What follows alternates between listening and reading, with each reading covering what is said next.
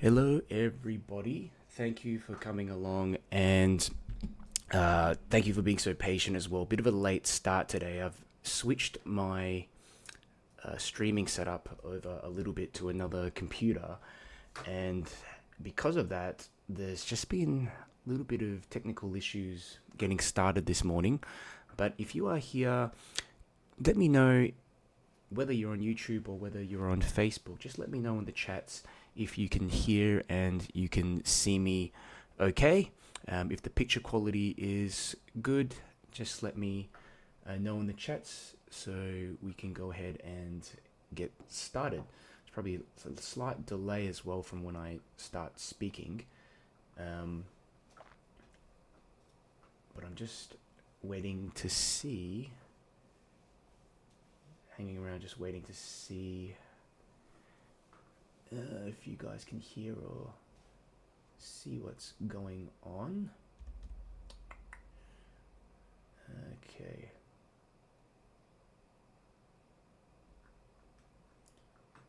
So,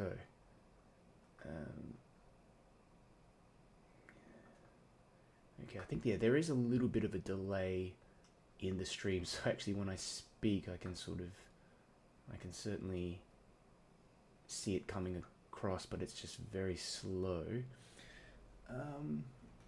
Okay, I think some of you are able to see me. Okay. Yeah, just let me know in the chats, because for some reason there's just a little bit more of a delay today, especially on Facebook for whatever reason. But yeah, how is great. Okay, YouTube's all good. Let me know how the video and the audio is as well. There's always these little hiccups when I switch over to another computer or try something different.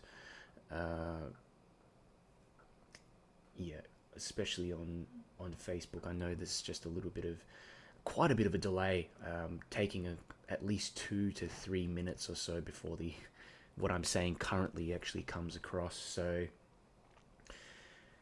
anyhow, to get started, and though there was some technical difficulties this morning, I know a lot of people are prepared and they have that sort of tracing template ready. Just reply to you, Vicky, because I think you probably haven't got the volume on. If you check the bottom right hand corner of your video, hang on, just type something to you. Okay. So it's a small sort of show today. I didn't really advertise this one much. Just a slightly different subject. And today I wanted to do this kind of walrus scene. And I found a photograph of this walrus, and I thought, hey, I want to try something a little bit different. I don't usually paint animals and draw animals either. And I thought, hey, why not do something a little different? And another thing I wanted to do with these two walruses, I also wanted to add a couple of Christmas hats on top of them, which I actually forgot to do earlier. So I'll show you the little sketch. Now, this was the little sketch that I did a little while back, and actually the camera settings are a little bit funny. Let me just flip. Might leave it as, just change it a little bit. The colors look a little bit funny for some reason. Oops. Yeah, I think that looks more accurate, much more accurate. Okay. Great. Yeah, would love to get some feedback from anyone watching on Facebook. Okay, great. So, Vicky, looks like you're okay on Facebook. And Marg, all good on YouTube. We've got Aggressive Koala here as well. Good to see you. Richard. And, this is the time of the year. A lot of people are pretty busy and doing their own thing with family and stuff like that. So, really appreciate you coming along. Anyway, so... guys, I'm going to just draw this hat on. I did this last night, and I thought to myself, hey, I just thought I'd put this little Christmas little hat on. I've only drawn this on properly actually yesterday, but something like that. Okay.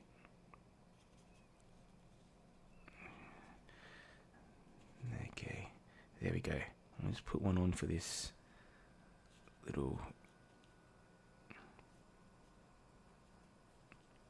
But yeah, basically I have the template all ready to go, and that is in the description. You'll find as well, and also in the event discussion tab. Okay, but if you don't have that, you can just sort of watch along. Okay, and I reference photo as well up in the corner of the screen. It just can be a little bit tricky to see, obviously, but your video description discussions itself you'll be able to see. So there we go, little hat, and there we have it. I would have liked to have probably a bit more space up there, but I taped it up slightly too high. But we'll make do. That should be fine. Okay, so little sketch. I did this probably in about 15 minutes or so. And the main thing, guys, I want to go through and help you figure out today is essentially how to layer. Okay, and with a reference like this, there's actually so much going on, and I'm going to be showing you how to use wet and wet techniques, how to layer, so basically get in some of those nice lighter colors and then the darker colors behind it. And I'm also going to show you how to use some wet on dry effects, so with the little detail in the eyes and stuff like that, how to get those sharper, crisp sort of details on at the end of the day. Okay, so let's go ahead, and we are going to get cracking. And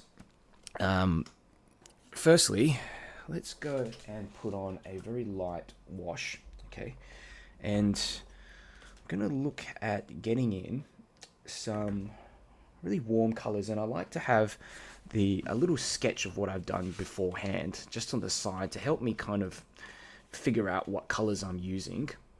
Okay, and I'm probably going to make them slightly more vibrant than they appear in the actual reference photo itself. Okay, just flip this up a little bit so I can just see it here on the side. These little value studies, these little sketches, I find just help a great deal. And let me just quickly set the focus of the camera again. When I reset, and it's all.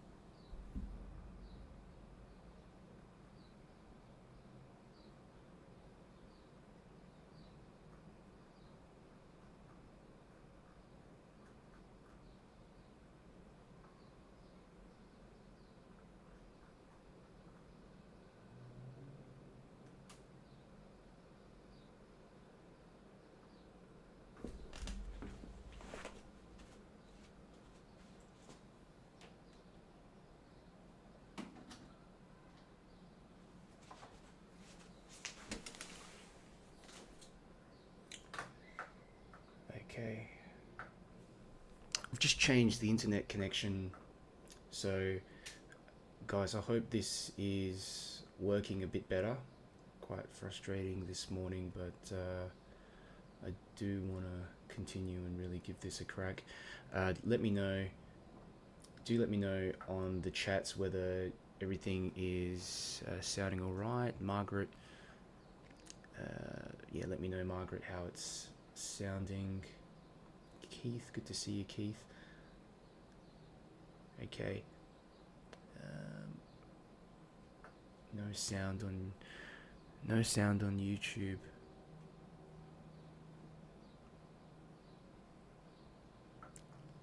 Okay. Cool. Is it all right on Facebook though, Jeannie?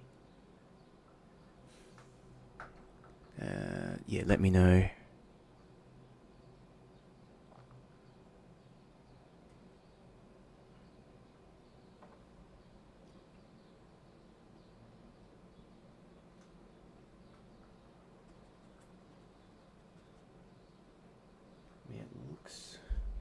For me, it looks okay. The stream looks, finally, it seems to have stabilized a little bit.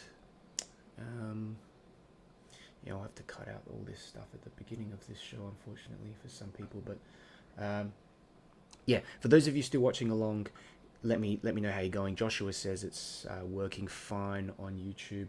Look, I might get cracking. I've changed the internet connection to something else.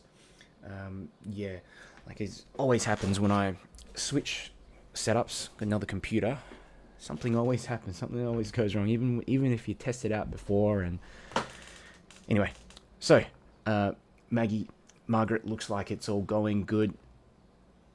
So let's get in some color, and what I'm doing here on the side is that I'm mixing up a tiny bit of gouache. Okay, a little bit of gouache. I'm going to just zoom out a touch so you can see potentially what I'm mixing up as well. Okay. And yeah, basically here on the side, a little bit of white gouache. Okay. And I'm actually going to lower the brightness a little bit so that you can just see the drawing. And what I like to do is that I mix a bit of white gouache with some yellow, and that gets me like a kind of creamy sort of color. Okay, like an off-white color. Okay, if you've got yourself some titanium white as well, put that in.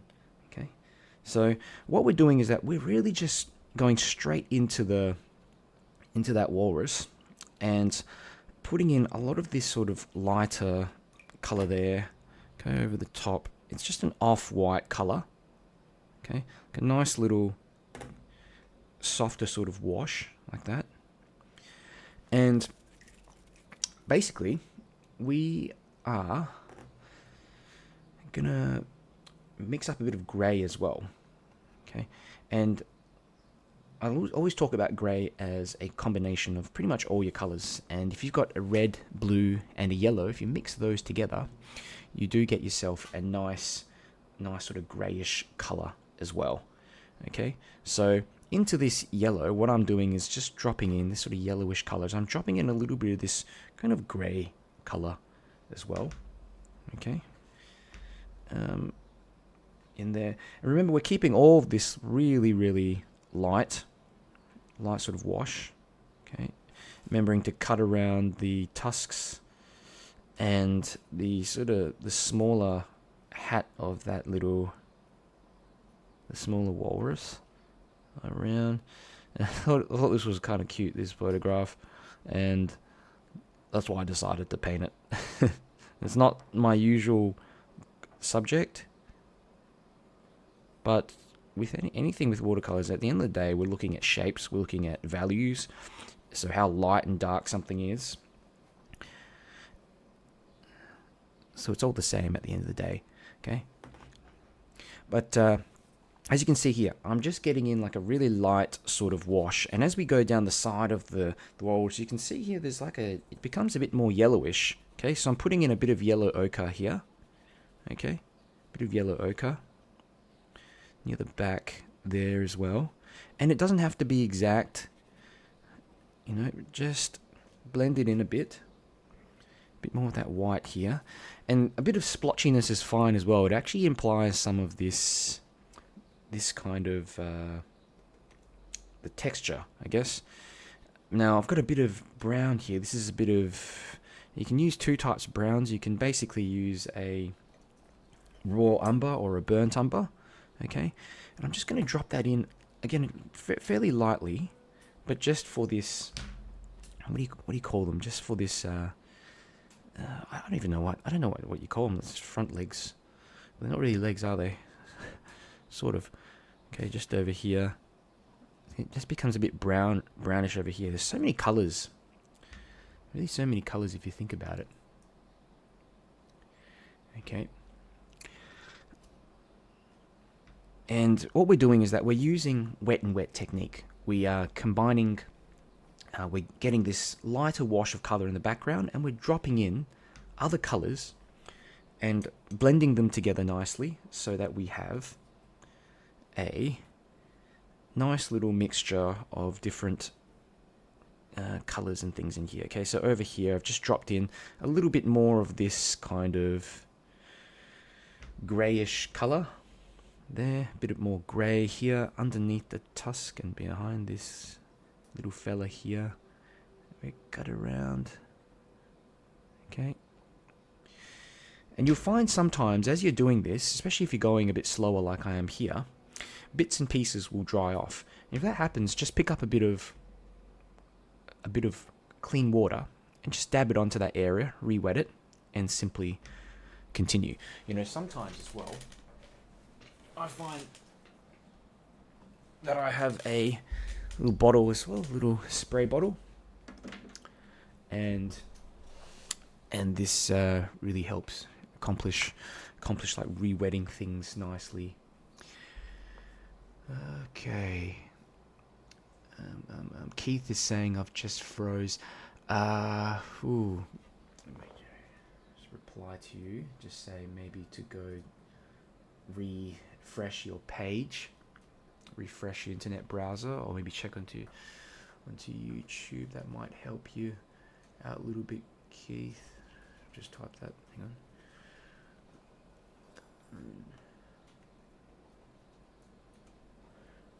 How's everyone else going? You following all right? Let me know. Let me know how everything sounds.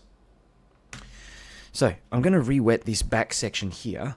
Now this back section, we've got basically these kind of bluish greys. So I'm mixing up a bit of ultramarine blue with a bit of neutral tint. Okay, and I'm going to just drop that in here to try to replicate that color. Okay, there.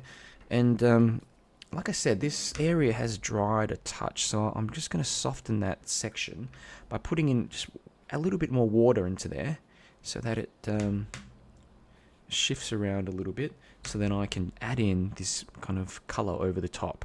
Okay, so it's more of a softer, nice softer sort of blend. Okay, like that. Good. Over here.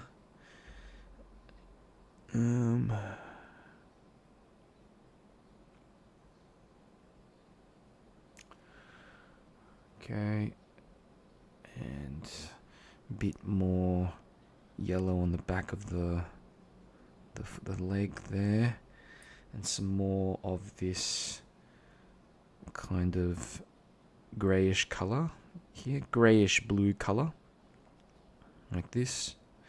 So really softer sort of colors, and we don't want too much darkness in here as well. We really don't want too much darkness, okay? And you might get sort of sharper edges in some parts, tiny, slightly sharper parts. Okay, like that. Good. Okay, but we have a general basic sort of wash over the top of everything. I'm going to go into this smaller one, and we will get in some little colors here, a little bit of this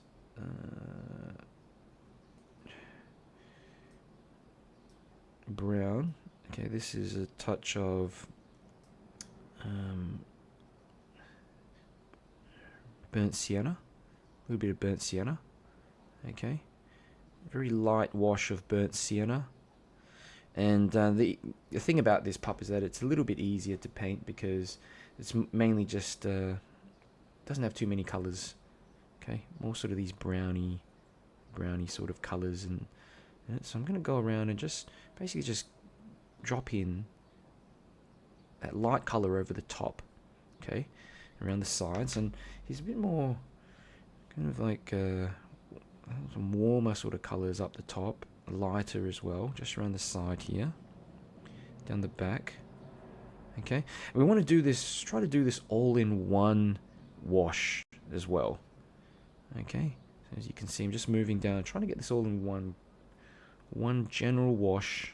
Okay, coming down the side, down this side as well, and you can see just where the legs there, the edges of the legs facing to the kind of right side of the legs and the body, there's like a little bit of lighter color on it. So the lighter color really helps to sort of imply the light source to the right hand side. Okay, so really a combination I'm using of darker browns, so you can use basically a bit of raw umber, burnt umber, mixed in with a bit of yellow ochre. And look at that, we're just mixing this in, touching the edge of this, touching the edges like that. Okay, and remember, not going too dark as well. We just want to get one quick layer of color over, and then we can refine and detail better afterwards. Any sort of sharp edges like this, you can just pick up, wet the brush, and just lift off color. Okay, like that. So yeah, we'll go through again with another wash afterwards. But the main thing I want to do is just get in a quick little wash of everything, and that will make a big difference in terms of just getting in all those lighter values first. Okay, so if you've done everything like me now, you'll see that you've just got like a really light wash of color, okay, over the entire scene. I probably won't worry about any of this. If you look in the foreground, there's some rocks and stuff like that as well, and I probably won't worry too much about those rocks just yet. I'm gonna go check the chats and see how we're all doing. Okay, I think some people have flipped over to Facebook. About 10 people have flipped over to YouTube. How you going? And it's been a bit of distraction today, just trying to get everything running smooth. So if I'm not explaining anything in enough detail, just let me know in the chats, and I will get back to you and just go through with you again. But I think everyone's going okay at the moment. Yeah, but let me know.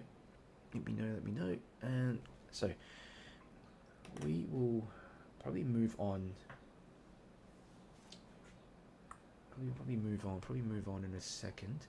Sue's saying, thank you for this, Darren. I'm not painting along as it's a bit late here in the UK, but I'll catch up later. It looks great so far. Live streaming is working great for me, no breaking up at all.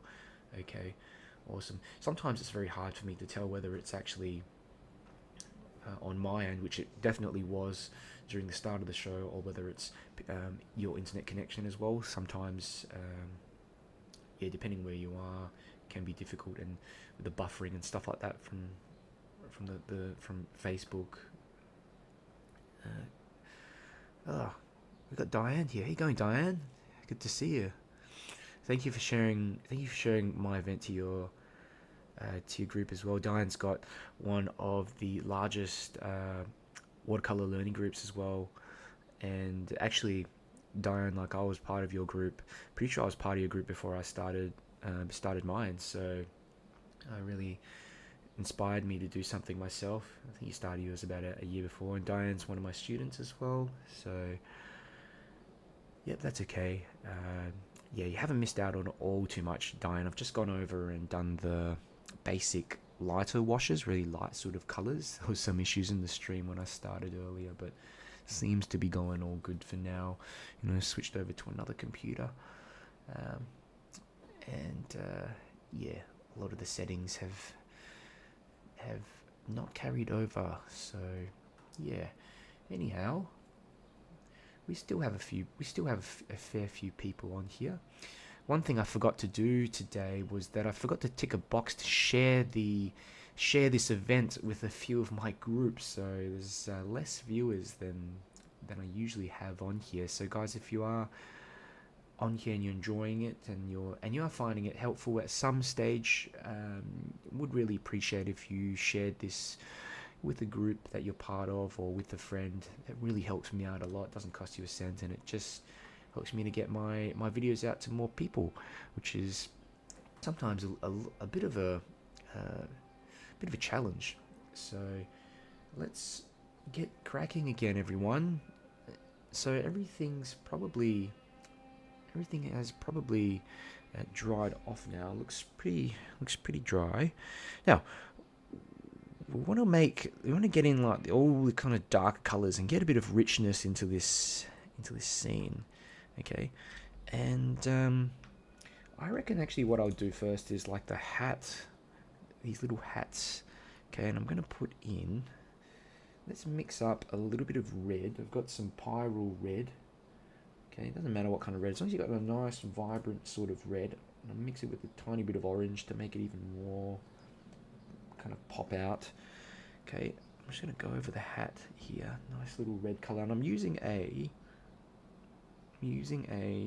little round brush, and this is where this fine detailing is handy. Okay, we just be a bit more careful with this type of stuff. And I'm actually going to do the sky at the last step. Okay, in the little sketch I did before, I did the sky first, but I'll do it last so that I can actually make it a touch darker, as dark as I can with the cerulean blue. Okay, and that way I can cut around the hat and it just looks a bit cleaner. Okay, good. There we are. There we have it. We've got a bit of that red there for the hat. And then for this little one here, jeez, what colors did I have them on before? I had like,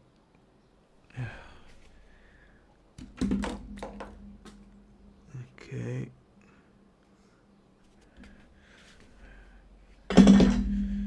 We'll go with a bit of red, the bottom part of the hat, and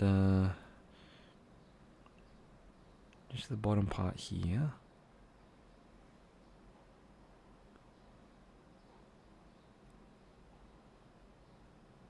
Okay, little kind of details, okay, like that.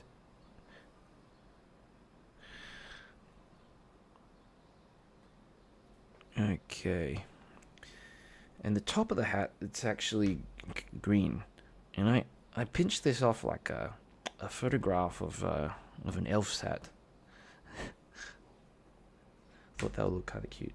So bit of darker green, and I'm going to mix that darker green with a bit of yellow. I've got a bit of a vibrant sort of yellow, which is basically geez, I'm losing my ability to speak.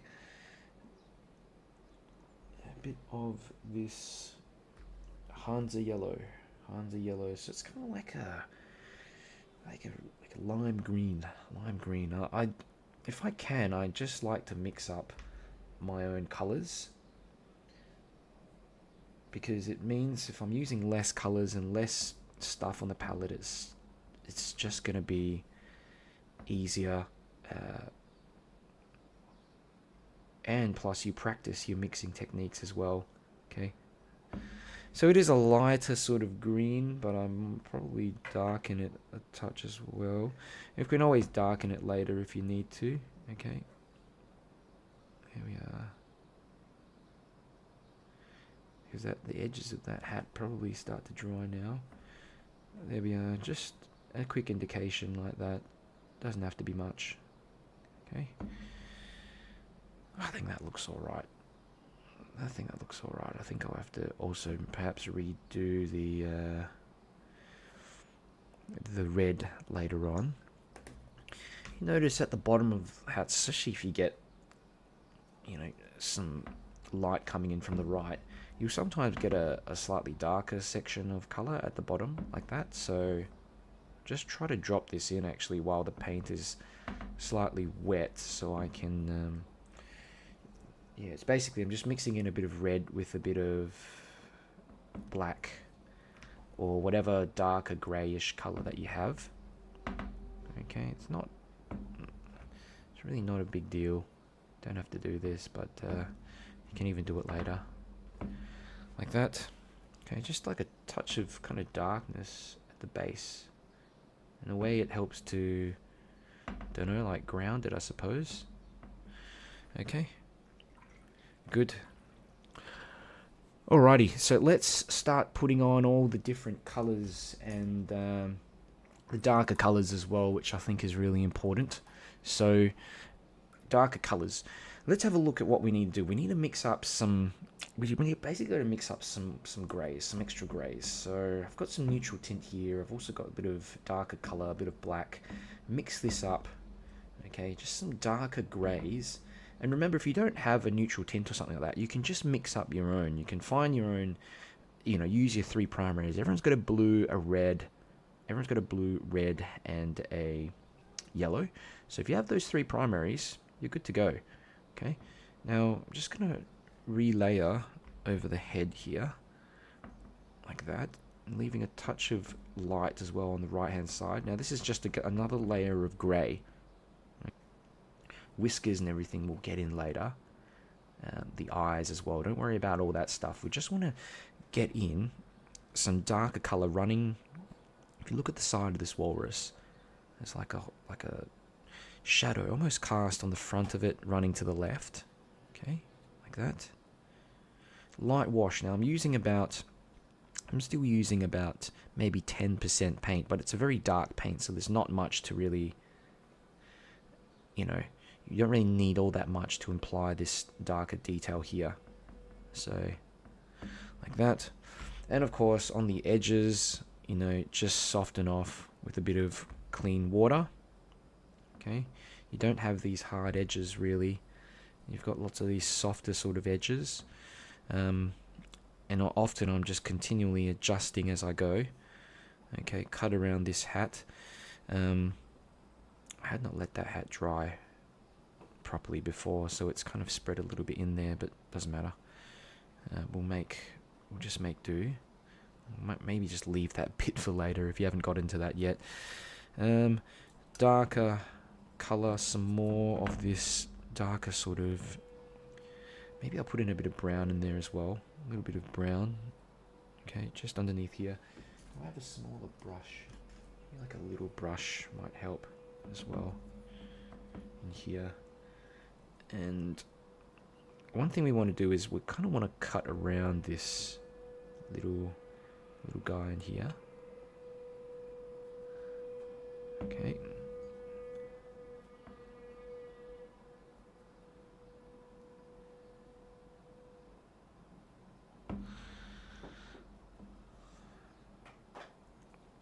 Just darker paint, and it's pretty dark in these little crevices and things here as well, so I'm going almost like completely black for that section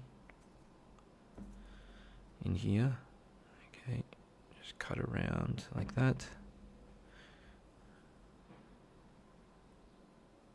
Okay, a bit more brown and a bit of neutral tint and a bit of dark brown.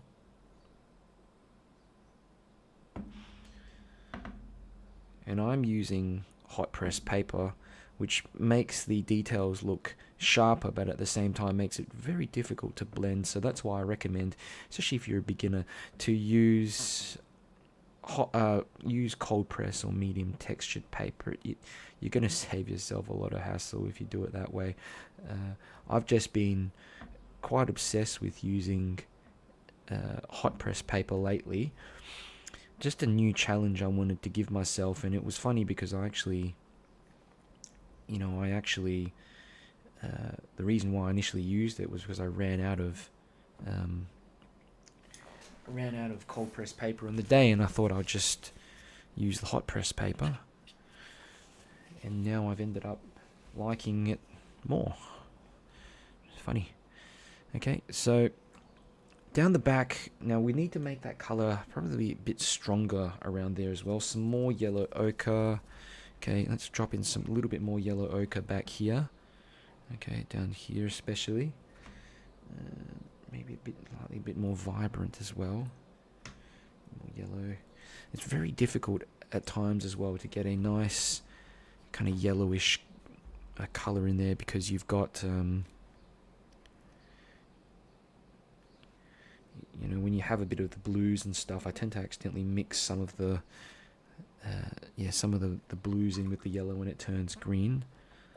Okay, soften some of these edges as here. You can just like kind of dab onto the, pick up a bit of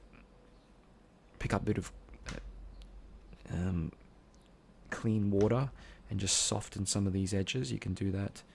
Okay, over here, just again a bit more of this darker sort of brown in there. Okay, you notice underneath this, the front leg, you've got like a bit of extra darkness here at the base as well, like that. And you know, we haven't even got in any of the sharper details yet. And Keith's asking, are you going to blend it?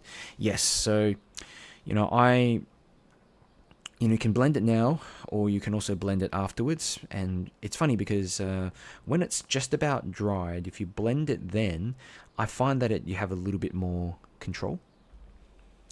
Yeah, so this is kind of like, it's really just practice for you to blend and layer. And this was something that really I struggled with, and it is a real big challenge in watercolors, especially when things start to dry. Trying to match the values as well, okay? Because if you look at the back of that, walrus, it's actually a lot darker, you know. So I can put in a bit more ultramarine blue, darker neutral tint, and here I've got it just gonna darken again back here, okay. But at the same time, we are also leaving in some of those previous like lighter washes, okay. Like here, you see there's like a bit of light there, so I can leave that in. Okay.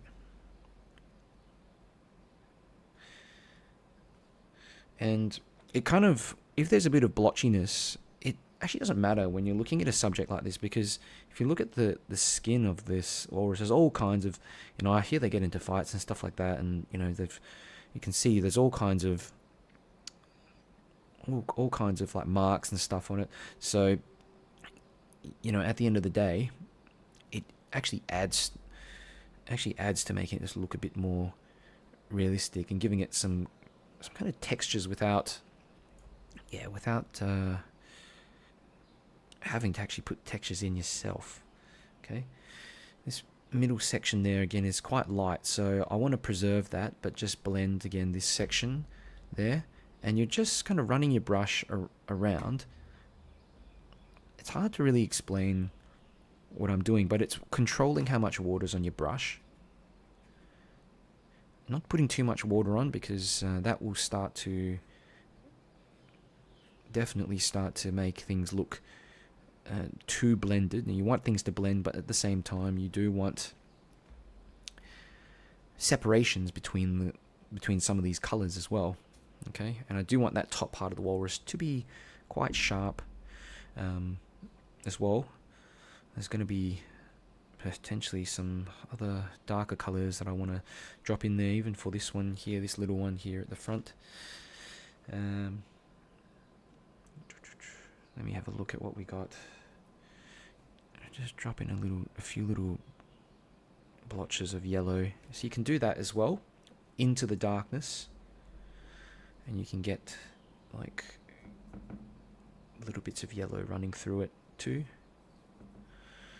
Okay. Mind you, we haven't gotten any of these sharper details yet. We're still playing around with these like darker bits and pieces. In fact, in here, there's actually quite a lot of darkness. If you look in, it's like a lot of darkness just underneath bottom parts of the body. So just going to go in there and indicate some of that stuff. Okay, like that.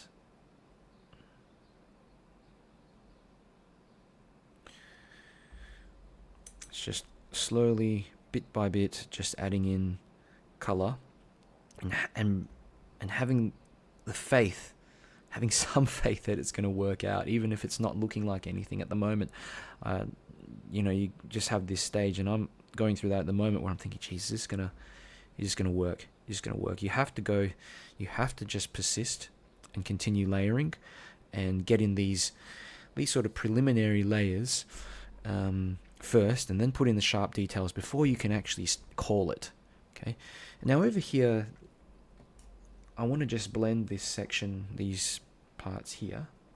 So, bit of clean water, just tap that on there, like this, to blend the touch. Okay, like that. And just blend this back section a little bit as well. Okay, so that way you have a bit of light that sort of goes over to like this darker section there in the back. Okay. Now, I think really the next part is we can start putting in some details. Let's put in some little details of the head and the eyes and stuff like that. And the nose as well. You've got like it's quite dark, if we look into the photograph.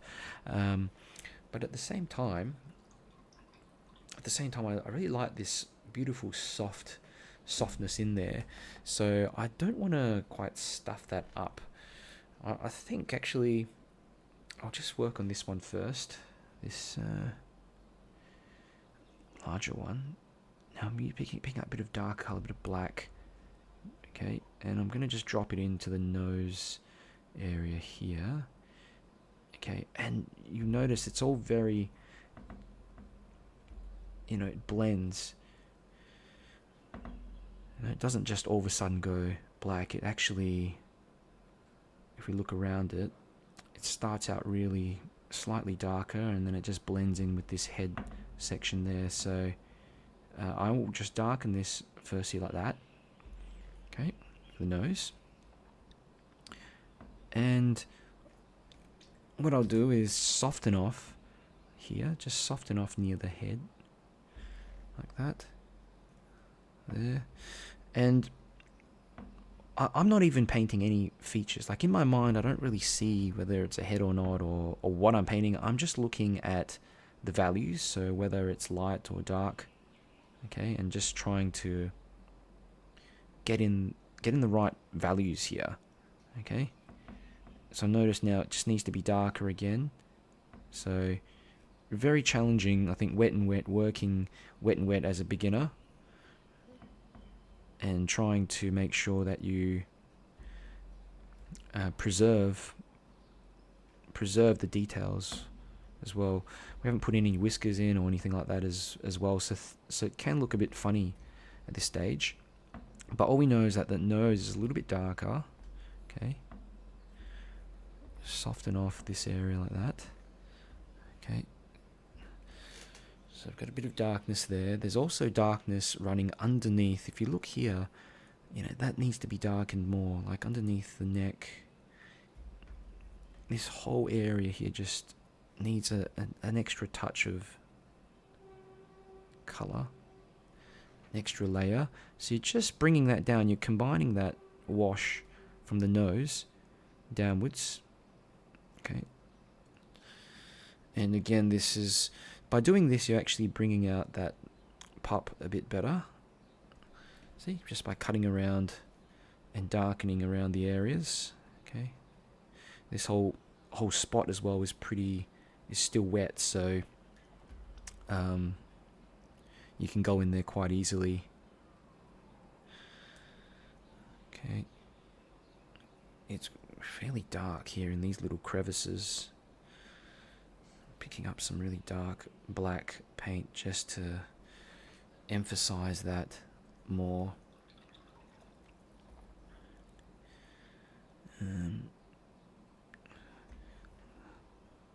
little bit for the pup now. Again, just a light wash of darker color here. It's just to indicate again that light source coming from the right. And the nose. Okay. That.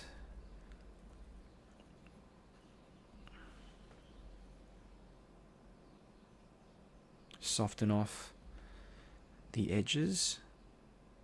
Okay. That's the neck. There.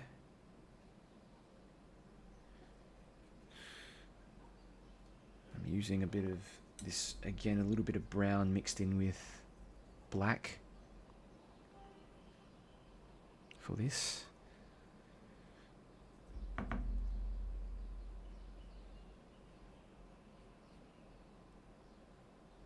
we have it. Just needs to be darkened a bit to get that shadow, that sort of darker shadow in there. And I was kind of contemplating whether to do this or not, because I like that previous wash that was in there, but for the sake of accuracy, I'm just going to go over it a second time. And you notice, look at all these sharp edges. It looks a bit ugly at the moment, but what you want to do is pick up,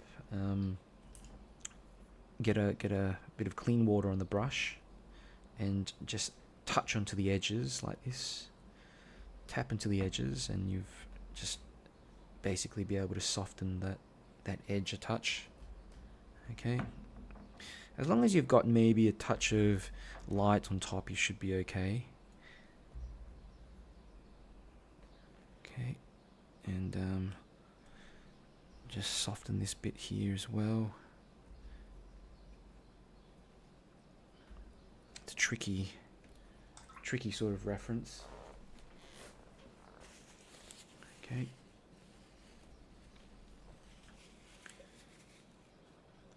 And some of the softening you can also do afterwards once everything has dried. Okay. Let's have a look. I'm just having a look to see how everything is, what the colours are like, whether I need to potentially alter anything or not. Just put in the indication of the eyes there like that. What do we got? Darkness. This still needs a little bit more darkness here. Just drop in a little bit more darker color here near the nose. There. And maybe the eyes as well. Like that. Just a little bit of color for the eyes.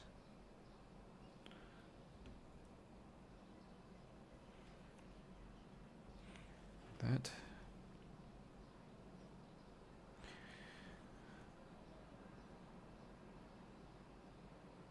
Okay. And the sort of darker section of the nose, it like joins on to this darkness in the body.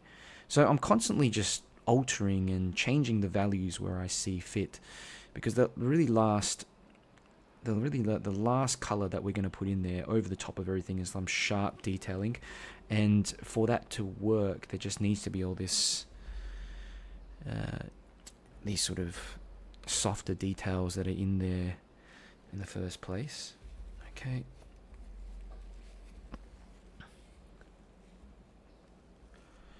Alright, I'm going to let that sort of dry off a little bit, and let's have a go. Let's sort of put in some of the detailing of the body of this. I'm going to start working on this of this walrus first. So I'm picking up a bit of lighter color of neutral tint.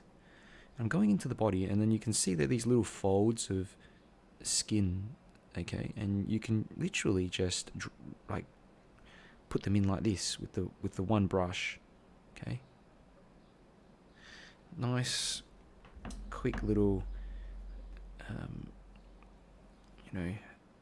quick little lines running through, and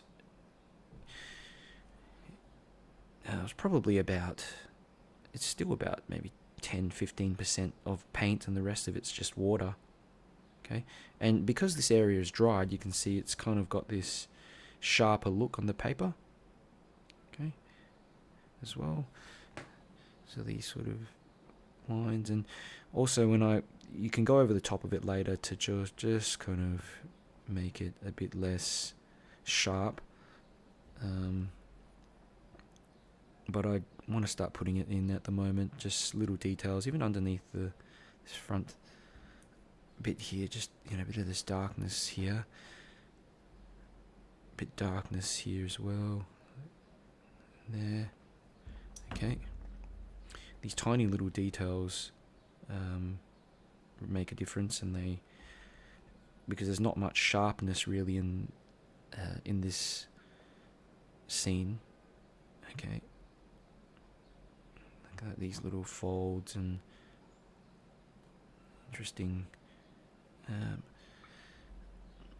marks and things like that. You know, you can see around the neck as well, there are these little marks and stuff, so I can just dab my brush there and get in an indication of some texture. Not a big deal, but because it's the paper is wet, not wet, I mean it's dry, it's going to just come across as these little textures. Okay, here on the head there's these kind of like, just above the eyes is these kind of wrinkly bits there as well. Just draw that, paint that in. Okay, even on the back here you can see some of these actually go all the way up like this. Okay, and try not to spend too much time doing it, just touch and go kind of thing until you feel like it looks okay. But yeah, don't dabble too much in there.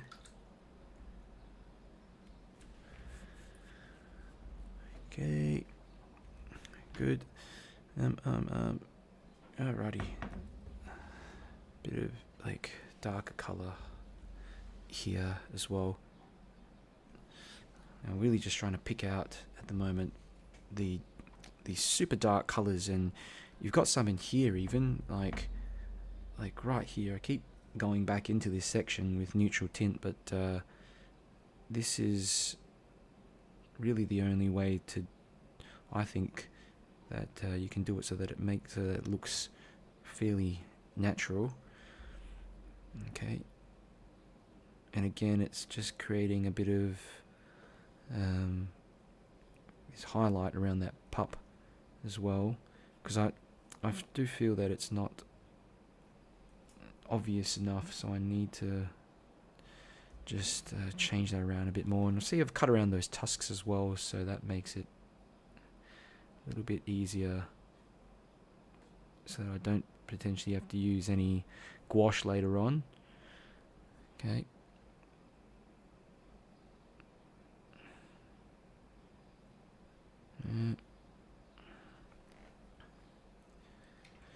Maybe some more brown. A bit more brown here. Okay. More blending this edge to the flipper. There we are. It's really just a lot of darkness down here, to be honest. Let me just extend that a bit downwards. This darker color. It's kind of like a shadow. Also casting a big shadow. Okay. Underneath this little one as well, there is darker colors, this sort of darker value, which I'll just put in here. That. We're still going.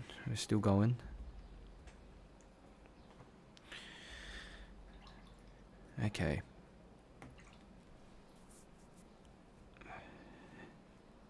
Again, just darkening around that nose. Like that.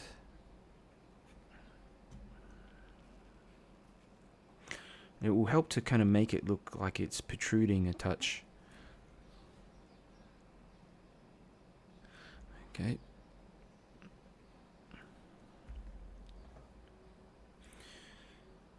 Let me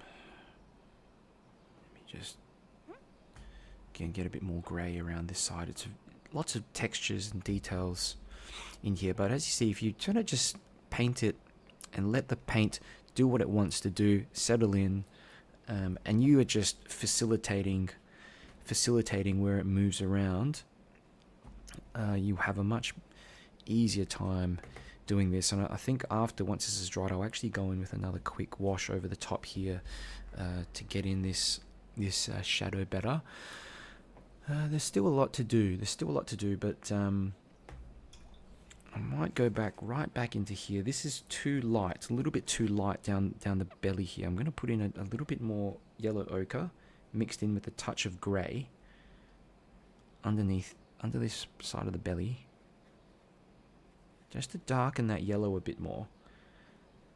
Okay, still want it to be warm. Okay, just a little bit of that. Bring that back and just blend it upwards into here as well.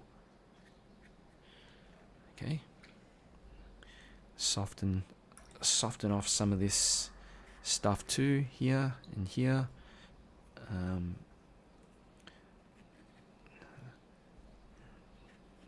Some of this, soften this off as well.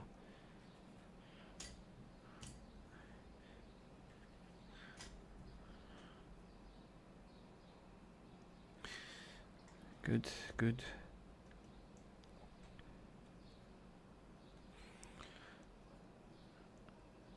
Just, as you can see, I'm just continually adjusting and persisting onwards to build this up slowly but surely.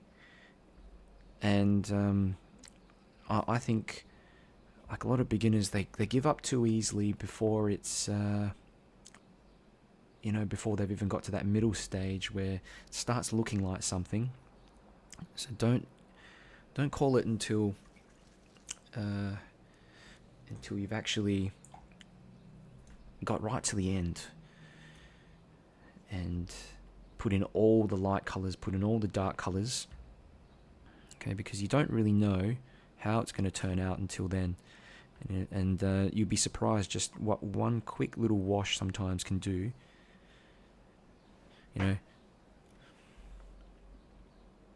Keith's saying, "Love your softening technique." Yep, it's an interesting sort of way to just kind of work as you go. Because one thing I'm quite an impatient person at times, and to wait for different layers to dry and then go back in again and then dry it off and then go back in again, it takes more time. And so I sort of figured out this way of just lifting off color, softening edges, and that way you can paint everything all in like one go. And at times it can look a little bit messy, but when you look at it from a whole, like from a distance, it actually kind of works out. So what was that question? Can I use ink for the lines in the big Walrus? Yeah, you can. Yeah, because actually, like, if you think about if you look at those lines, they are pretty sharp. Yeah, they're definitely pretty sharp. Or if you've got like a smaller brush, Keith, like a smaller round brush, that's gonna do the trick very well. So I try not to go in there with pen unless I'm doing pen and wash myself. Just if I'm gonna do just a watercolor painting, I'll just stick with the watercolors. But yeah, you can do that for sure.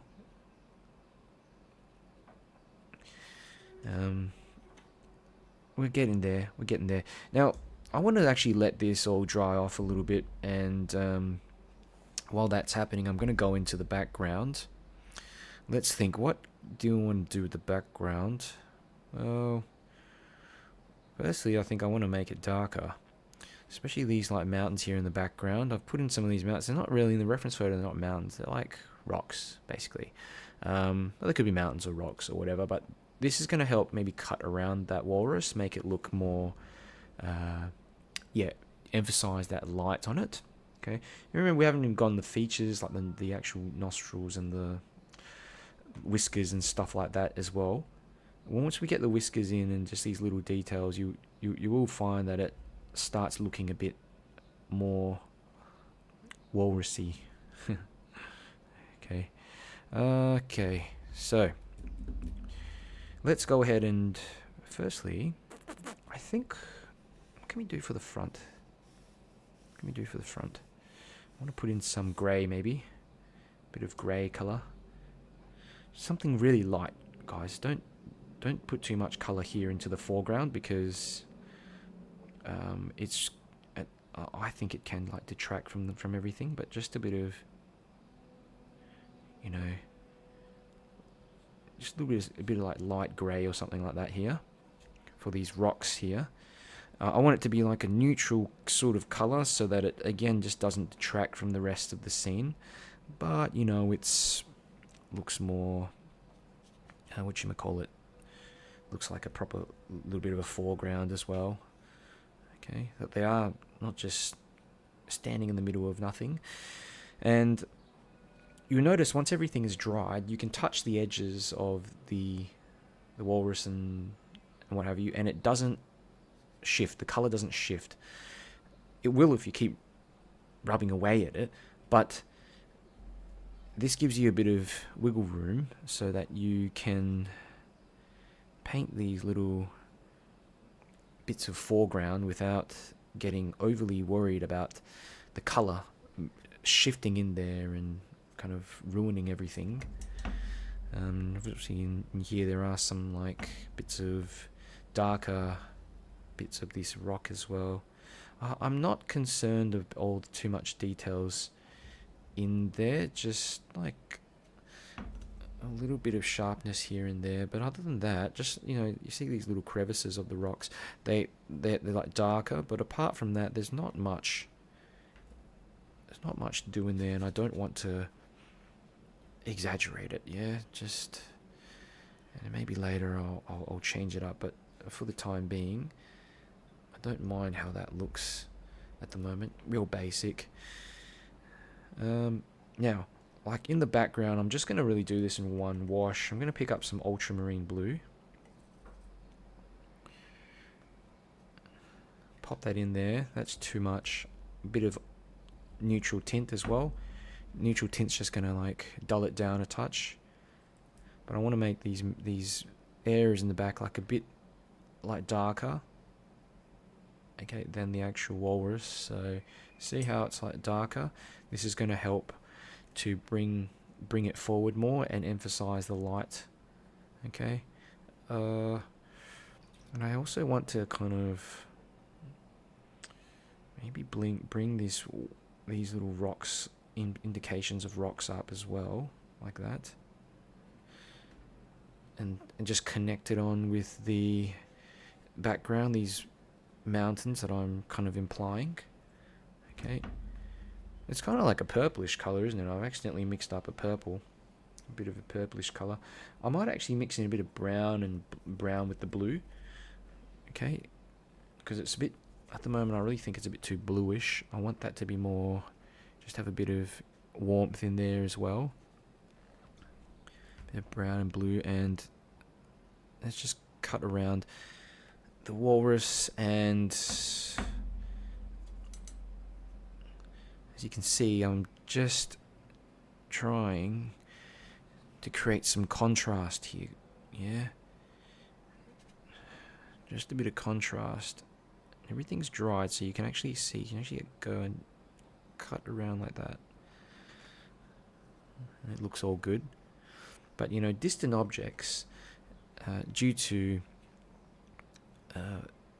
the atmospheric conditions, you'll find that a lot of objects and things just appear a bit bluish in the background.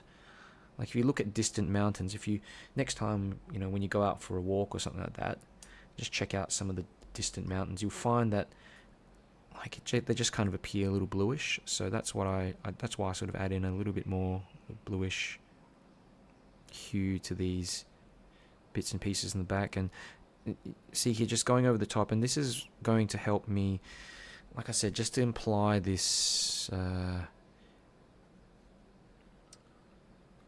the light on the walrus, because these mountains or whatever I'm putting in here, they don't actually exist. I'm just making them up. It's also going to help bring out that Christmas hat.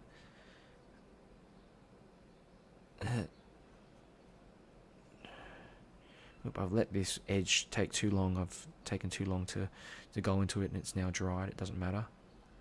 Okay, And these backgrounds, just try to do it in one big wash like I have here.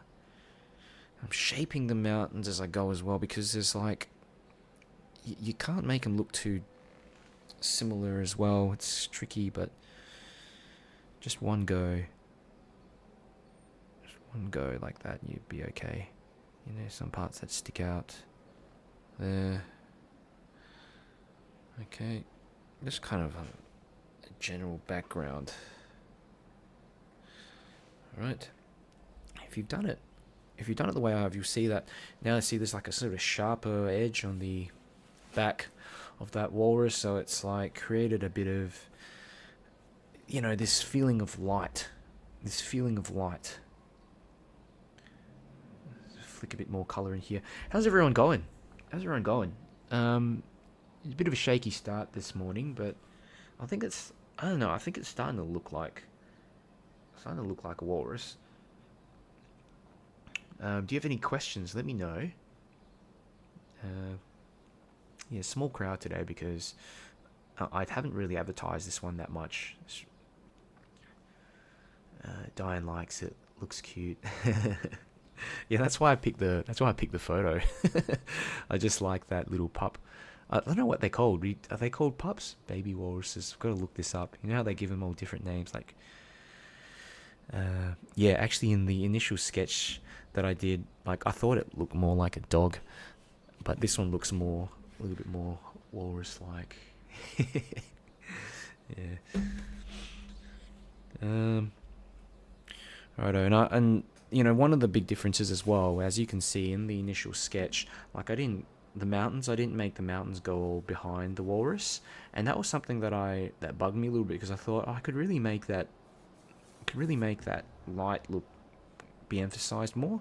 So that's why I've changed it up in here. And every time you tackle a subject, and you tackle a subject in different ways, if you step outside your comfort zone a bit and just say, hey, look, I'll give this a try. Maybe it's not going to work, but I'll give it a try. And a lot of times it doesn't work, but when it does work and you back yourself with it, sometimes that's one of the biggest learning experiences that you get, especially if you know in your mind, okay, theoretically, if I make that darker, it's really gonna make the light stick out. Just go with that intuition and back yourself and just try it. I mean, at the end of the day, we're just painting with a bit of water, a bit of paint, and a bit of paper.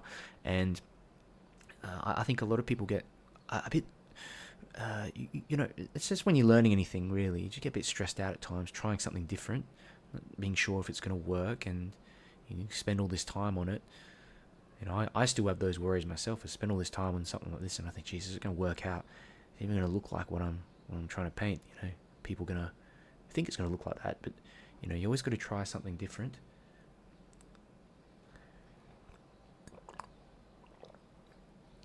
Oh,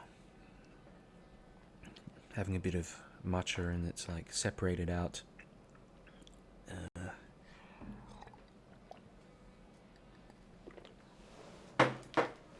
Alrighty. So, yeah, the big thing was just waiting for all that stuff to dry on these larger these walruses, these larger parts. But yeah, the background that's helping. You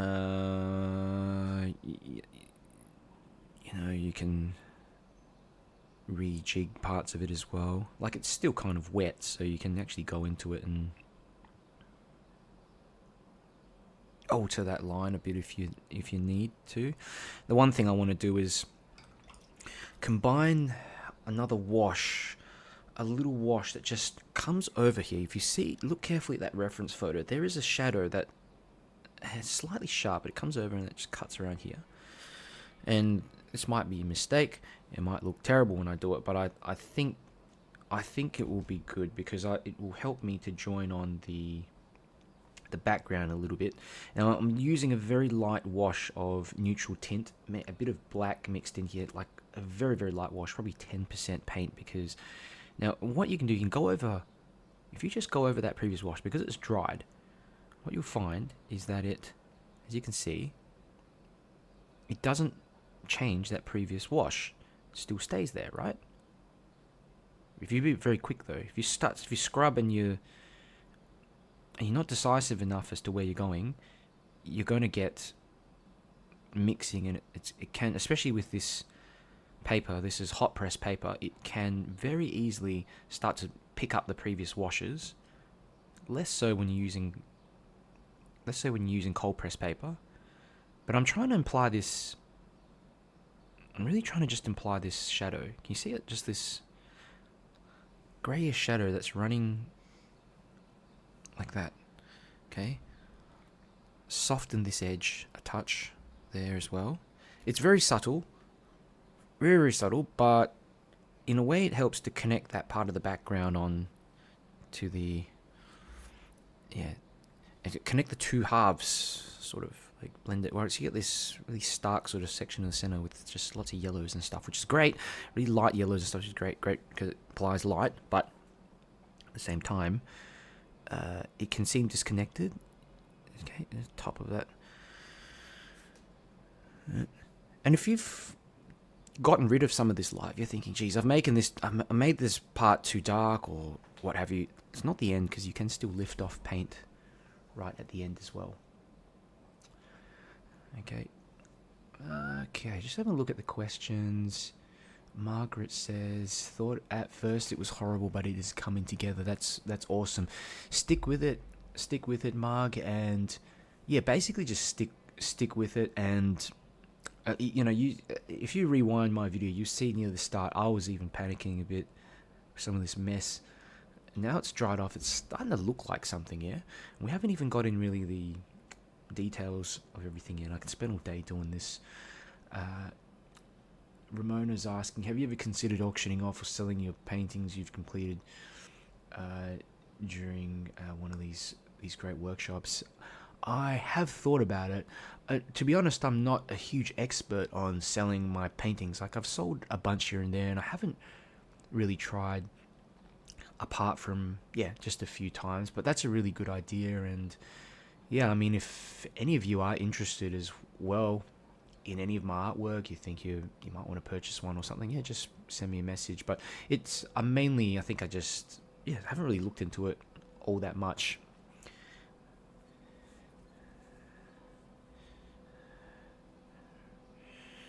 Alrighty, so what else do we want to do? You can also do like another, sometimes you see with these these ranges and stuff or whatever, I mean, it's not even really mountains here, but you can add in a secondary layer close to the front. Maybe some ones that are closer. There's a bit of disjointedness, like I feel a bit of disjointedness between the background and the foreground, and that's something I really want to work on a touch. And what I'll do is see how the background's like a little bit wet. I'm going to just shift some of this color downwards, like this. Notice how I'm making the midground a little bit darker, and also leaving out some of these, like, I don't know, they're like indications of rocks, I suppose. But they're not really. Not really. And this is just going to help bring it down a bit. Because I have altered this a fair bit, the background and what have you, this part here. The one thing we need to do is also emphasize some of these darks. We haven't quite gotten all the dark colors in just yet, and this is what this little bit of detailing is. If you noticed in this entire painting, I've only used 2 brushes. I've used this mop brush, and I've used a small flat brush. That's all I've used. And often you get people get suckered into thinking by a lot of these manufacturers that you need 10 different kind of brushes. But a lot of the time for beginners, that just confuses you. If you get to know what you're doing, and a certain brush can help you accomplish that faster, I think that's when a variety of brushes can help. But for beginners, I really think it's unnecessary. And personally, I like to keep things simple myself as well. When I've got too many brushes going on, it stresses me out, and I can't think.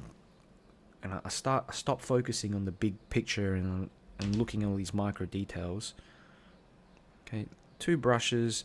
you know, it's kind of like less mental work for me to be like, oh, well, I need to use this one, or I need to swap to this one, and this is going to look better that way. It's kind of like, it looks all a bit more natural, I find, if you, that's how you get like a looser sort of picture, a looser sort of painting as well, by using like one larger brush, I find, and making do. If you look at a lot of, if you look at some of these, and which we call them traditional Chinese paintings as well, they use one brush. They use one basic like calligraphy brush, and they paint everything with it. But they move the brush around in all these different ways. I don't have one with me on the table at the moment, but it's kind of like I don't know how, so it's like a longer sort of tip of the brush, and you can shape it into different ways so that it's flat, or it's tiny little point, and just the efficiency of that. I really love the efficiency of that, and the consistency of the painting that comes out at the other end. It doesn't look all too mishmashed of all like different strokes, different brush strokes that kind of take away from that looseness, that kind of natural. Okay, so anyway, I'm kind of babbling a little bit. I'm gonna just darken the nose here. I'm probably like fiddling a lot more than I usually do with this painting, and this isn't a usual subject that I paint as well. But it just goes to show, like, you really, if you follow this same process that I use, you can pretty much paint anything. It's all the same at the end of the day. Like, if you look at it, that's like a triangle here. That's like a circle. The eyes are circles. These are two triangles with the tusks. So, you can slowly just disassemble a photograph or any subject into shapes, and essentially paint those shapes, draw them, and you end up having something that looks like that reference. Oh, you know what I've forgotten? I've forgotten to put in the sky. I'm going to just pick up a bit of cerulean blue. And Ramona says, I adore walruses. Yeah, they're kind of cute, aren't they? You see them on like these nature documentaries. There's a new one I've been watching recently called Planet Earth 3. And yeah, I don't know why, like, I haven't really done many shows on I haven't really done too many shows on animals, but I thought I'd give this one a go, see what people think, and if people like it, maybe I'll do more. This was meant to be like a quick sketch, but I'm spending more time on it, and that tends to happen when you're painting something that you're new to. And I'm trying to like figure this out as I go as well, make it a bit better than the sketch, because I thought the sketch was a little shabby. When you're figuring it out in the way, it's going to take more time, and give yourself that time as well. Don't expect that it's just gonna click straight away. I was thinking, should I put in a cloud here or something? We could do. I'm always tempted to put in clouds and stuff like that, and then I regret it afterwards. But just something maybe simple, little something for these, you see all these like photographs and the Arctic areas though, and for some reason I don't really remember there being many clouds around. But you know what, I'll just put some in, because I think it's just going to help to join the sky a little bit more with the rest of the painting. Yeah, that's often why I do it, because with the sky you'll find that it's if you look at it, it's just pretty much one color, and don't know, it just looks a bit too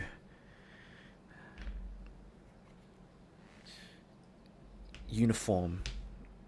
It looks a bit too uniform, so I thought I'd just go through and change it up. So we are really getting there. I think I'm Just going to add in a few little details. Small brush. Do I have a little brush somewhere? So I'm going to break my rule and I'm going to go with a third brush. So we'll have 3 brushes. I'm going to use a smaller round brush, and the reason why I'm using it is because we've got these little details that we want to pull together. And another thing I've realized is that maybe some of these little wrinkles and marks and stuff, I could do with a bit more, emphasis. And sometimes if you have an old brush, an old kind of brush, you know, I've got this mangled sort of thing. I wanted to throw it away years ago, but like I use it every now and then, funny enough, that I've just decided to hang on to it. And it's just like a mangled little brush like this, and you can just, I don't know, I just mash it into things like that, and you can create textures. So check that out. You don't want to do this with any of your other brushes, but you know, oops, too much there. But as you can see, there are these little kind of splotchy bits that you can just apply, and like I said, because I really don't like spending too much time on a painting. I'm not the most patient person. Like, believe it or not, I can paint portraits better than I can landscapes in terms of accuracy. And better is probably not the right word. I can paint more technically better portraits than I can landscapes. But I don't, because it stresses me out. It takes so much time.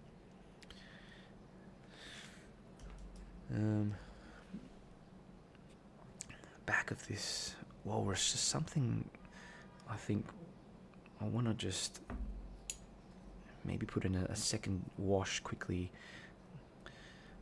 Just think that there should be a bit more body in here, a bit more, like a little bit more darkness in it.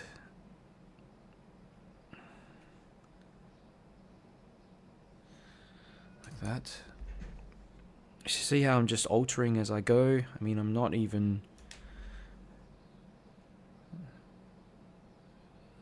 fussed, just feather it in. And like I was saying, when you're feathering stuff in as well, you want to make sure that you're picking up you're drying off your brush to lift off excess water, and at the same time you are, I'm using this terrible brush to paint now. What am I doing? I want to use my mop brush. I've just noticed around here, like a bit of extra yellow could, help. And, like with these little bits and pieces that I'm doing here, like this doesn't really matter unless you've got in all the other things, if that makes sense. Like the really light colors and that light wash and some of these nice like bits that mix together from those previous washes, all these other washes that we put in there, they don't really make a big difference unless you got in all the rest. It's kind of like icing on the cake. Okay.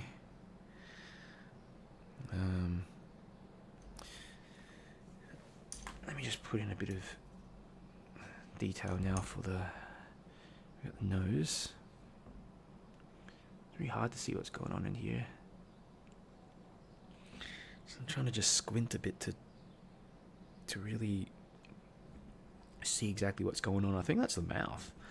The mouth there. There's. I'll just have to go for it, really.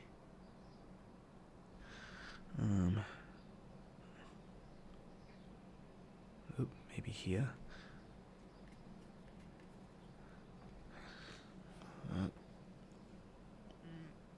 The eyes. Tricky.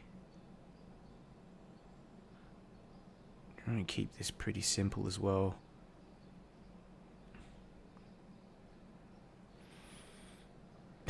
Okay.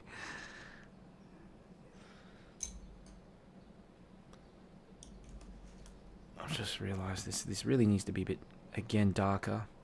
and you're building layer upon layer of detail. Okay, we haven't put in these whiskers yet. We'll do them in a second.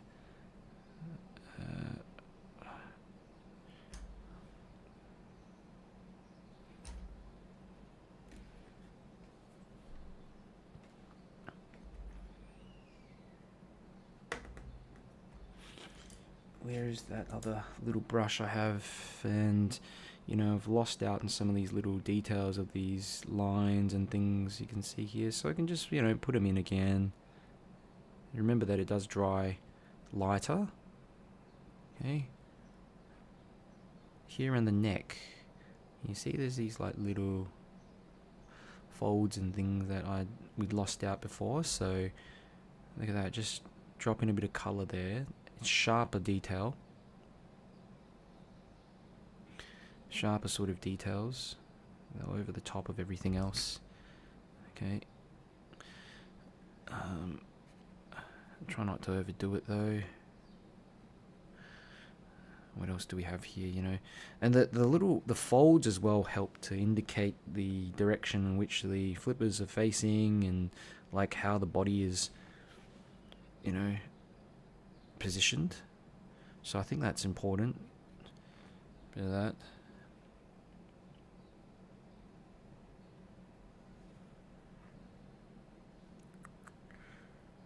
A bit of darkness under that hat.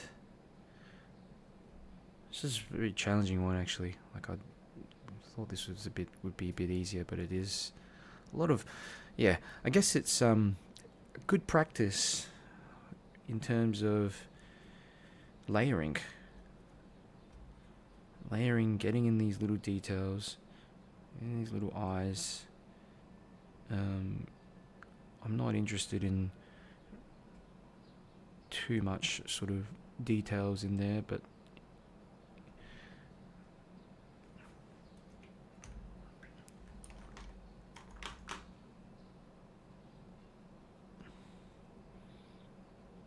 again, a little bit of darkness here.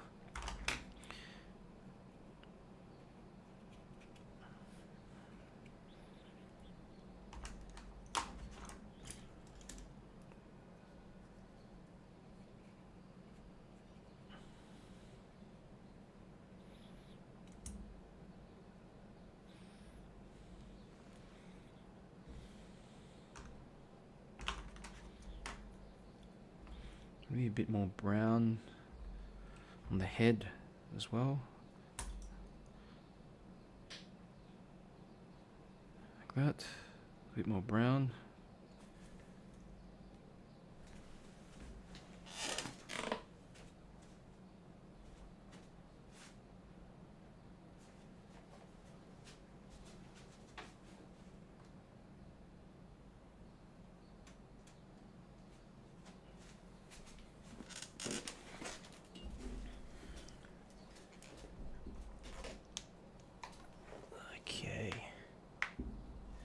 How we all doing? Angie, good to see you, Angie.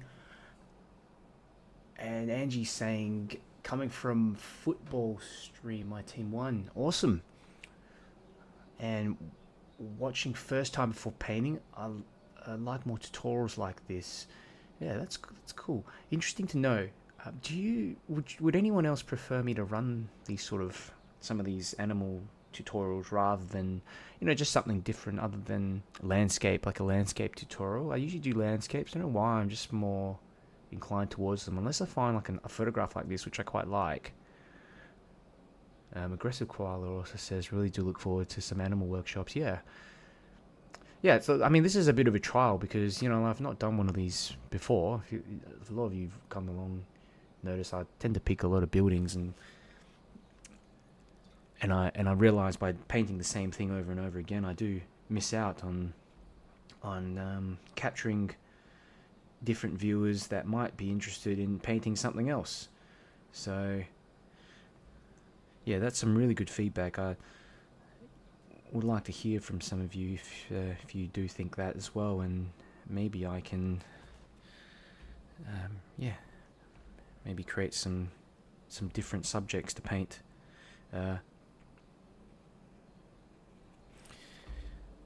Okay, we are pretty much there, I think. I mean, with the basic gist of everything, I'll probably go in there and change things up a bit later on. One thing I want to show you how to do as well is to get in some of these whisker-like effects. Now, have a look at your palette and try to find if you've got some black. Okay, just some, not black, sorry, some white gouache, a bit of white gouache. Okay, and this is just like a little finishing touch that you can add on top of everything to bring out the details of the whiskers. And one of the reasons why I've spent so much time just trying to like darken this area around the neck is also for that reason, because when you put the whiskers in, it's gonna really it's really gonna like stick out as a contrast. Okay. Do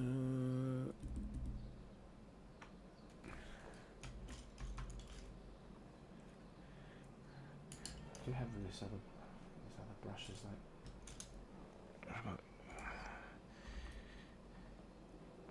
Nice little Filbert brush somewhere as well. There's a filbert brush. Or maybe not.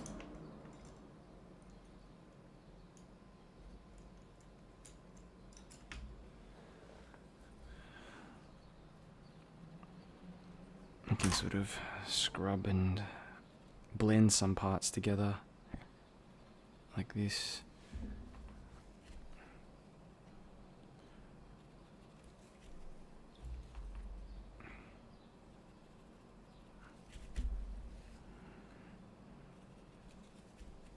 It's a bit of just clean water, and I'm basically just scrubbing away a little bit and lifting off color. This will create like some highlights and things. Hang on, oh, I'll just put this. I think I've got a.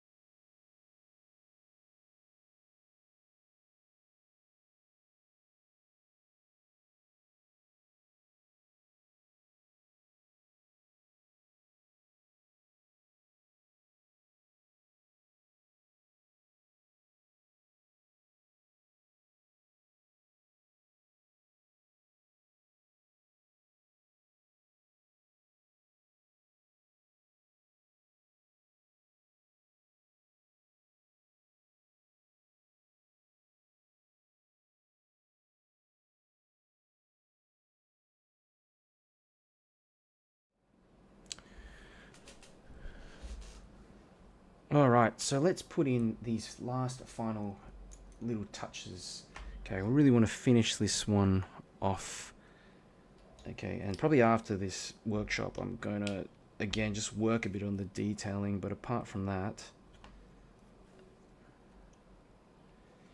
Okay, now, bit of white gouache, tiny bit of white gouache. I've got a smaller brush here. This is a rigger brush. Little rigger brush.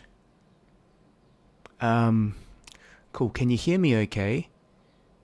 I think people are saying that they can't hear me. I think I've put on the microphone again. Yeah, let me know if you can hear me all right. Margaret says, don't like the sky and the mountains, distraction from the subject.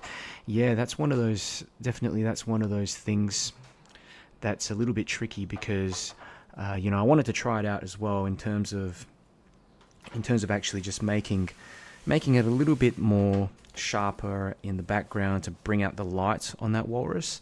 But yeah, I think it has looked a little bit busy, and if I were to do this next time, I think I'd make it smaller, simplify that background down, maybe not put in all those clouds. But you know, I do like that it has emphasized that light very nicely. Okay.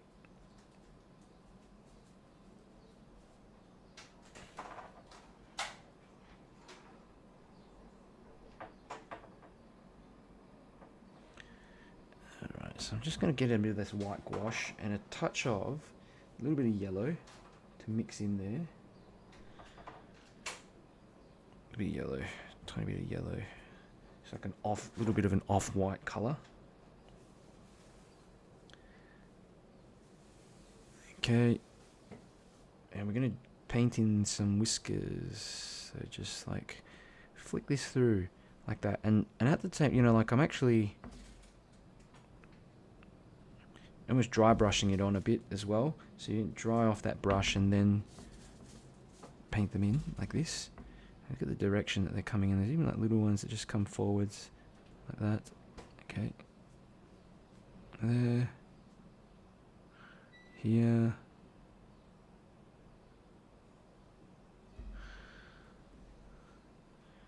You have to be really intentional with this as well, because yeah, once you get these strokes in, it's just going to look,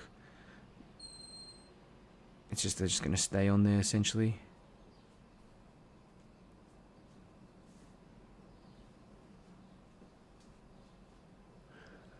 Okay.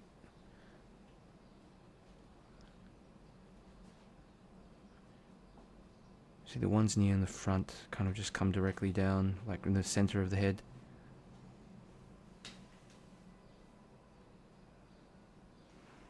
It's impossible to kind of get them all in. I don't want to bother too much, but yeah, you can kind of just bring out those tusks a bit more as well, just shape the edges of them better.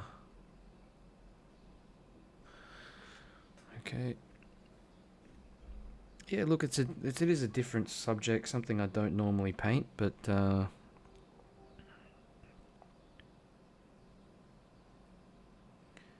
happy that I've tried doing something a bit different today, and to show you also just some of those mixing techniques.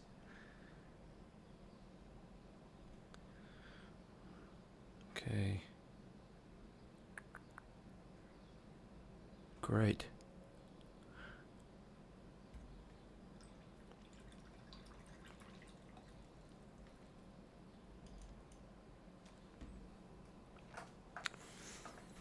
Alrighty, let's take the paper, let's have a look, and I think afterwards I will work on it a touch more as well. How long have we been painting? Can't actually tell how long. It's nearly 2 hours, jeez. Alright.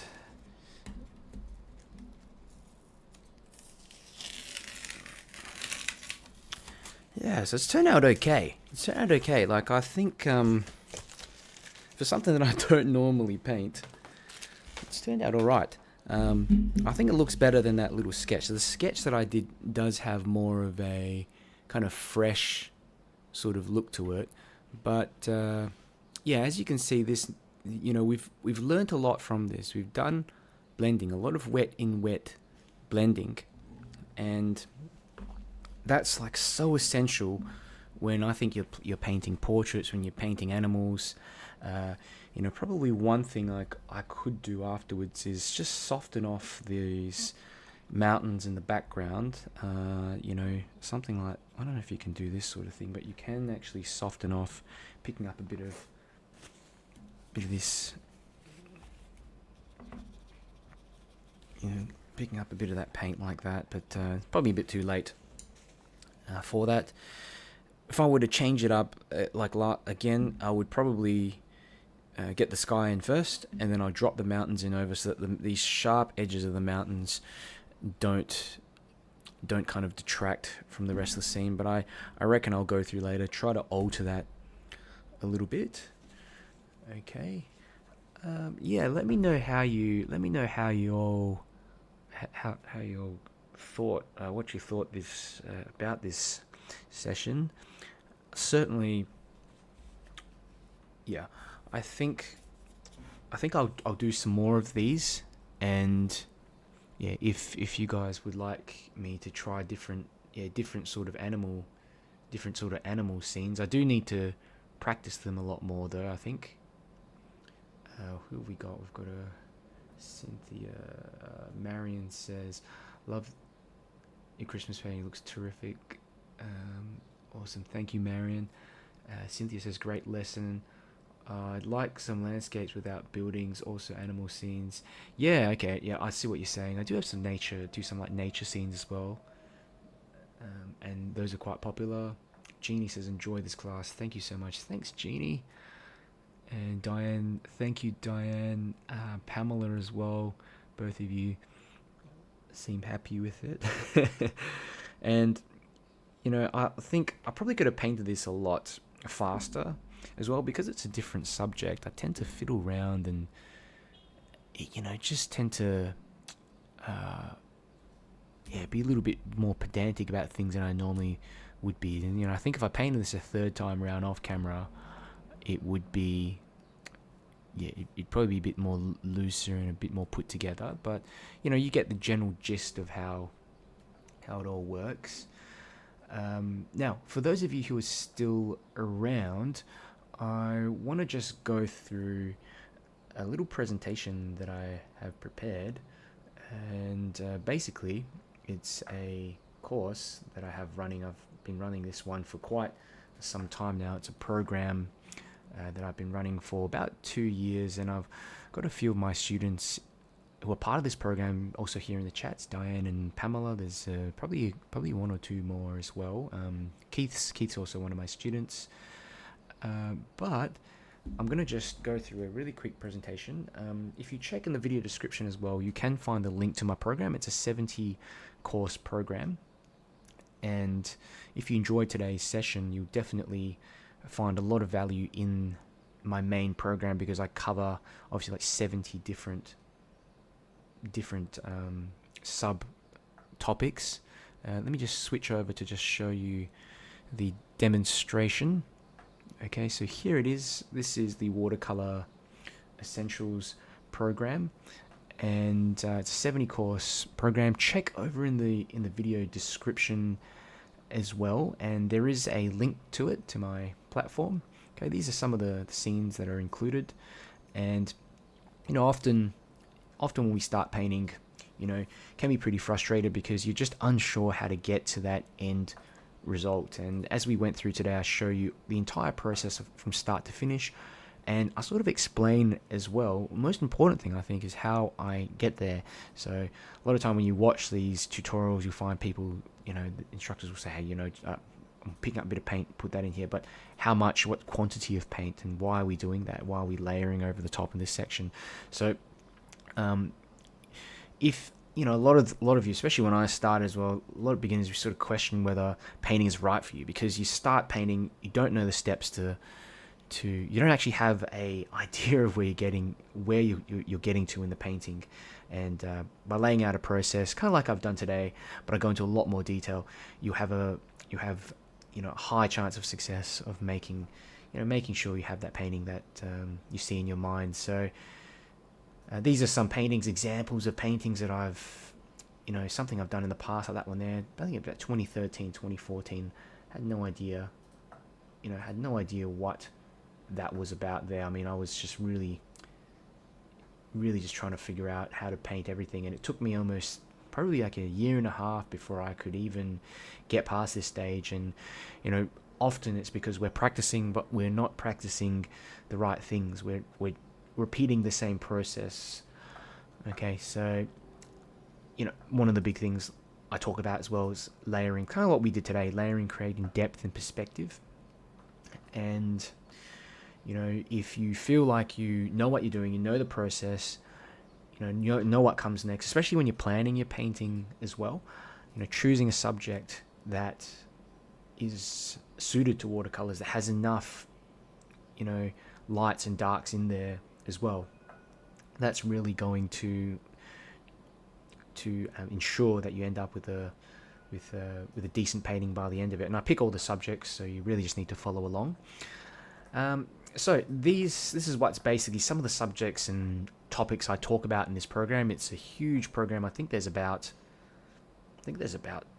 nearly 1,000 videos in there, and you're going to be able to paint with confidence, understand things like perspective and drawing. I talk about that a lot, and it's something that's often missed out in watercolors. It's just an assumed knowledge, but it's important, especially when you're painting things like buildings. You see here, these are some of the subjects I painted before, buildings and people and stuff like that. You have to make them a certain size and know how to imply depth. Okay, brush techniques and water control, touched a bit on that today, but I do go into that in a lot more detail in this program. I've also got things like values, how to layer, choosing colors as well, and vision, of course, which is in terms of vision, there was like a bit of an example here today where I thought to myself, well, I want to make that walrus sort of stand out a bit better, so maybe I can paint the background darker to make that light bring out the subject a bit more, and things like put like those Christmas hats on. So changing composition to match an idea. It might just be an inkling that you have. I want to change this up because maybe I don't like the way the building is facing, or maybe I want to change that facial expression or something like that. It's really important to have an idea of what you want at the start, and then know how to get there through techniques and the right process. So what do you get with my program? So it's a 70-course program, unlimited instant access and hundreds of hours of demonstrations. You can learn at your own pace. It's all step-by-step, narrated in real time, so you can pause, come back to it later, even slow it down if it's too fast for you. These are some of the scenes that are included. There's so many in there. I just didn't want to, I could sit here and go through all of them, but just an idea so that you can see what my painting style is like. As you can see, it's pretty loose, and I like to capture the essence of a scene. I think today I spent a bit too much time fiddling around with things, but there is a time and a place for that as well. Okay, but with all these particular landscapes, you can see you don't need all too much in there to imply what's going on. I mean, these buildings in the back here of Venice, you can see it's only just one color left in the sky for most of it. Okay, some more here and some atmospheric kind of landscapes, a night scene as well. There also go through some portraits. That's an example of a portrait I've done. A few more little portraits here as well. Some student ratings. I teach on different platforms, but this is my own personal platform. And basically just allows me to directly add my course on there, be in touch with my students directly as well, and there's a few bonuses that I include with it. But yeah, these are, I do teach on other platforms as well, and I get consistently good reviews. So today I'm running a special. If you do decide to sign up, you get a couple of bonuses. So the first bonus is that you get reviews of your paintings. So this is basically 2 months from the time that you register, and again, that link to that link to join my program is down in the video description if you want to check it out. So you get 2 months basically where you can contact me, send through your paintings, and get some feedback on how you're going, and that's really going to save you some time. And I think I lacked that when I started out painting, because you really don't know what you're doing right, you don't know what you're doing wrong, and you end up just going in the wrong direction. And sometimes you just need someone to say, hey, you're doing this right, but you need to focus on this. Maybe you're not going dark enough with your paints. Maybe you're using too many colors. Maybe it's something as simple as the brush you're using. And very obvious for someone experienced, but very difficult for a beginner to pick that up. And the biggest tragedy, I think, when people are learning how to paint and trying to get into art is they start to think to themselves that they just don't have it in them, that they're just not meant to paint, that you got to be born with that skill. But it's not. It's often the combination of these little things and a lot of preservation, and working in the right direction. So sometimes you go off track, and some of my students would know me very well in terms of like they just lose a bit of motivation, but you know, a bit of that kind of positive feedback in terms of like, you're doing this right, focus on this more, maybe practice a little bit more of this, and you start to see those results slowly. You also get access to a couple of my groups as a private group, and I also run another two groups that have access. You can have access to post your questions and meet other people, other students as well. Makes it more fun when you can post and get some feedback from other people and just make some friends along the way. But this is another private group that I make that you can join, have access to, and ask me questions as well in there. You get previous access to all my other live workshops that I run, and I actually made a big list of them before, and there's like 76, I think that's 76 of them. So I've done a lot of them, and each of them, some of the earlier ones that I did during lockdown were, it was mad. I did 3 or 4 different paintings in each one. I can't believe I did that. But this is how much, and I've forgotten to change this thing. This was like I forgot to change that. But basically it's $297 if you decide to sign up today. Okay, and again, you get 70 full courses, like I mentioned, a couple months of student support, private group access. Okay, if you worked out 70 courses, is a lot of value that's included in there. There's something in there for everyone, and there's a huge variety of subjects as well. And so if you're interested, type enroll in the chat. You can also message me directly. Some people do message me after these lives to ask questions, and I can get back to you, some little testimonials as well. So apart from that, everyone, I think that's it for today. There were some hiccups in the beginning of the session, and I think I had a few interesting moments as well, but I think got through it okay. And just want to check if there's any other questions, anything that you have, any other people that are left here that want to ask me a few questions or what have you. Let me see. Pamela's done 100% of my course. Then that's a huge effort, Pamela. Like I don't know how many hundreds of hours of content's in there, but it's been fantastic to have you along. And just reach out if you need help with anything. Let's have a look here. Joshua is asking, is the course price in Australian dollars? No, it's in American dollars. It's in US. Let's have a look here. Was a great tutorial indeed. Yeah, and Joshua as well there. I do have Patreon, and a bunch of those courses are on there. I've got them structured in a different way, but you can go into my Patreon and sign up. There's different tiers if you want to try it out. But I would say that this course, that 70 program course, 70 sub program, I can't speak properly at the moment, but that's probably the best value one, because you get unlimited access to it. Contains all the most popular ones that I have as well. And if you've enjoyed this session, found it helpful, do me a favor and share it around as well. That really helps to just get my videos out to more people. But I think that's it. So thank you, Margaret. Thanks, Joshua, Pamela, Richard.